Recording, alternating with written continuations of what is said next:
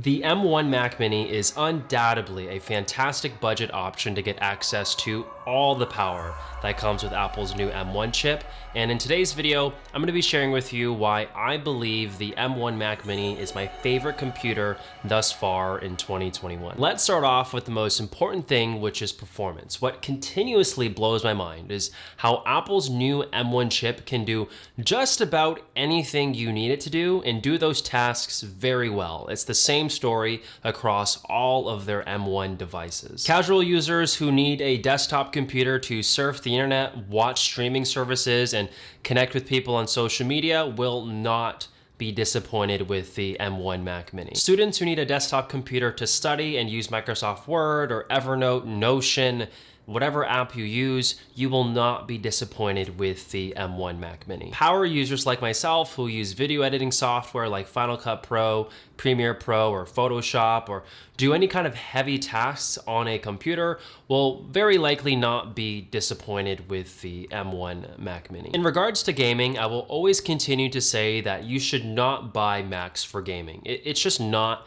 the platform to do it just yet. If you're a serious gamer, you are much better off getting some type of dedicated gaming console like the PlayStation 5 or getting a Windows PC for that purpose. So I think by now, ever since the M1 Macs have released, nobody is doubting the power and performance that these things can deliver. Everybody wants to buy an M1 Mac Mini right now, and really the question that people are asking is, should I get the 8GB or 16GB model, and should I be concerned about swap memory usage? I'd say about 95% of you do not need to buy 16GB of RAM for your Mac Mini. The vast majority of you will be just fine with 8GB of RAM, and the vast majority of you, if you were to have gotten 16GB, you would not see a very meaningful difference between the performance of the 8GB and the 16GB model, and that's actually thanks to swap memory usage. I have a video on the way explaining swap memory and how it could potentially affect your Mac system and whether or not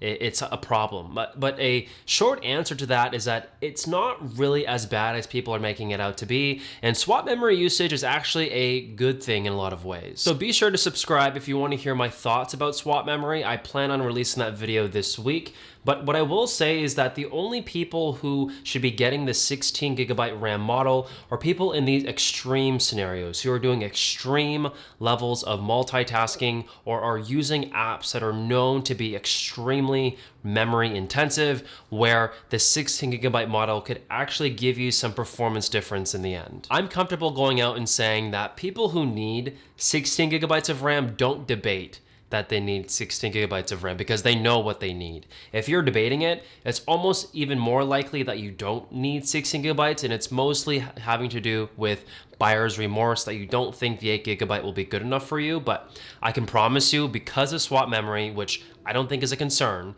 the 8GB model will be more than sufficient for the vast majority of people watching this video. So now that we've covered the complications of RAM and swap memory usage, I want to take a step back and bring this video back to something a little bit more simple and easier to understand, and that's actually today's sponsor, TextSniper. It allows you to extract text from digital documents and images within seconds. It works in YouTube videos, PDFs, PowerPoints, you name it, any software, and it literally is as easy as taking a screenshot. You press Command-Shift-2, you highlight the image or digital document that you want to copy the text from, it saves into your clipboard automatically, and then you can paste that into the appropriate note-taking software or any software really that can accept text. There will be a link at the top of the description down below to download TextSniper today. It's only $6.99, and I do want to disclose that I do get some commission on every person that buys this app. So if you are genuinely interested in purchasing this app and you also want to support what I do here on the channel,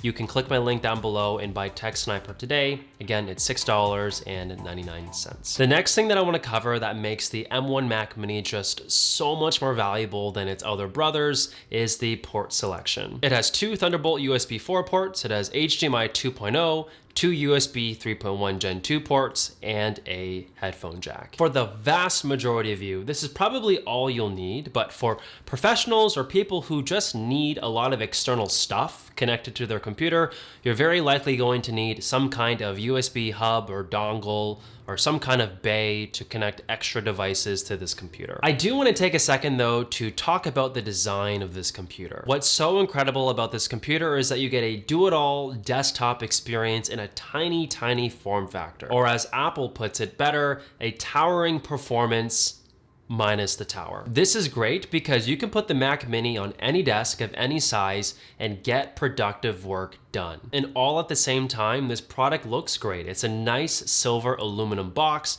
and it really gives off that premium Apple aura that we all seek when we are buying Apple products. It's a good looking device. I do want to pause for a moment and say that if you guys are enjoying today's video, please do drop that like down below and subscribe if you are new here. It immensely helps the growth of this channel, and we are on our road to 13,000 subscribers, so any support would be greatly appreciated. But let's go ahead and dive right back into today's video. The M1 Mac Mini is great in many categories, but it's not a perfect computer. The only issues that I've faced has to do with Bluetooth connectivity, and it doesn't have to do with my Bluetooth keyboard. It has everything to do with my Bluetooth mouse. It's a very frustrating experience at times, and really the easiest way to explain it is that there are latency issues. My mouse can feel like it's lagging sometimes on the computer, making the Mac Mini almost virtually unusable because my mouse isn't being responsive due to a poor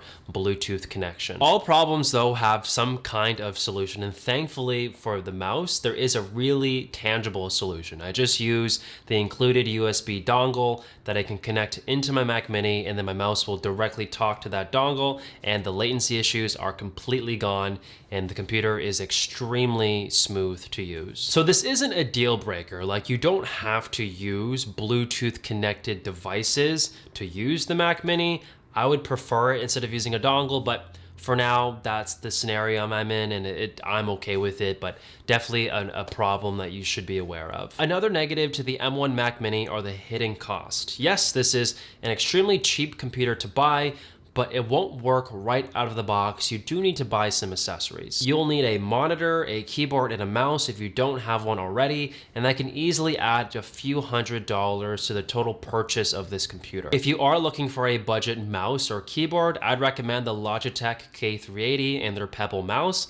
They work great, and I don't think you'll be disappointed using it on the Mac Mini. If you are more of a professional or you just want a more ergonomic typing and mouse experience, I'd recommend the Logitech MX Keys and the Logitech MX Master 3 mouse. For people interested in the monitor that I use, I'll leave a link in the description down below to take a look. It's a 34-inch ultra-wide monitor from LG. I absolutely love it. One of my favorite purchases, literally, of all time. It's been life-changing having that thing. Ultimately, nobody is disputing the power and performance of the M1 Mac Mini. It truly gives you a do-it-all desktop experience that will blow your mind, as it has blown mine ever since I've bought it. I think the more pressing question is not whether the Mac Mini M1 is worth it, because yes, it is worth it today, but I think what most people are trying to figure out is whether or not they should buy the Mac Mini M1 today, knowing that there could be an even more powerful silicon chip coming from Apple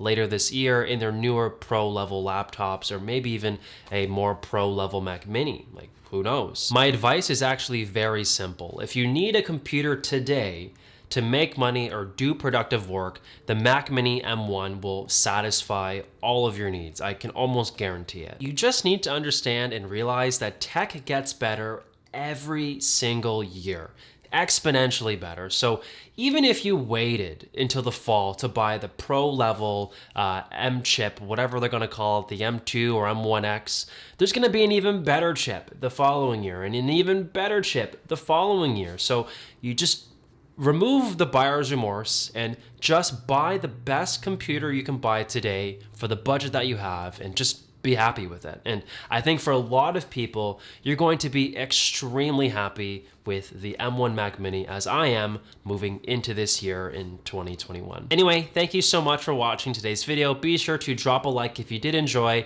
and comment down below hashtag M1 Mac Mini if you finished the video, and subscribe if you are brand new to the channel, as there is a ton of M1 Mac content and potentially M1 iPad Pro content to come. So don't miss that. Subscribe if you're brand new here, and we'll catch all of you guys in a new video hopefully later this week. Peace.